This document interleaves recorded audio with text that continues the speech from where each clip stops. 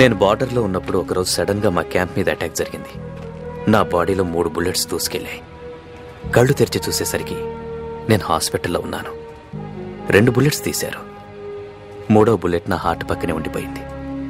అది తీస్తే ప్రమాదం అన్నారు. దాన్ని అలాగే పెట్టుకుని రోజులు లెక్క పెడుతున్నాను. కొన ఊపిరితో ఉన్న నన్ను అక్కడే వదిలేయకుండా కాపాడి హాస్పిటల్లో చేర్చిన ఆ జవాన్ని నేను మర్చిపోలేను.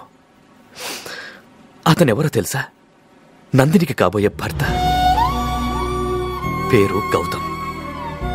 నా ప్రాణాలు కాపాడాడని అతన్ని అల్లుడిగా చేసుకోవడం లేదయ్యా. దేశం కోసం తోటి సైనికుణ్ణి కాపాడిన గొప్ప జవాన్ అతను. అందుకే నా అల్లుడిగా చేసుకుంటున్నాను. యంగ్ మ్యాన్, ఇట్రా. నాది కరెక్ట్ డెసిషనేనా?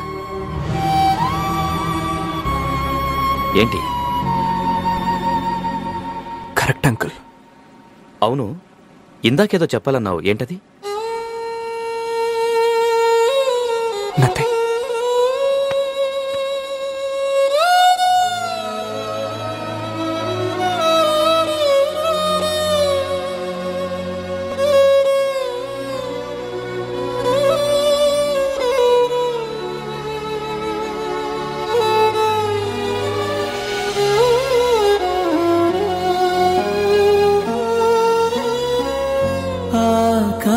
గంగా నిన్ను ఆపలేనే ఇంకా.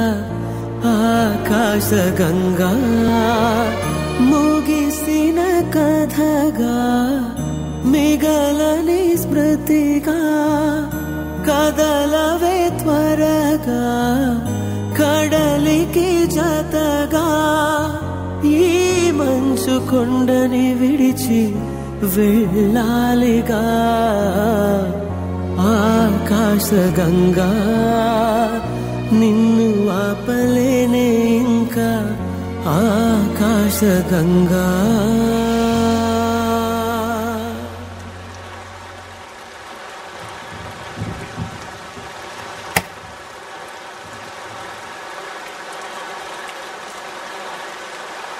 నన్ను ఎందుకు అవాయిడ్ చేస్తున్నావు? What's wrong with you? Abhi, మా నాన్నతో మాట్లాడతానన్నావు, ఏమన్నారు? వద్దన్నారా? మీ నాన్న వద్దని లేదు, నేనే వద్దనుకున్నాను. ఏ డౌట్ వచ్చి. డౌటా? ఎవరి మీద?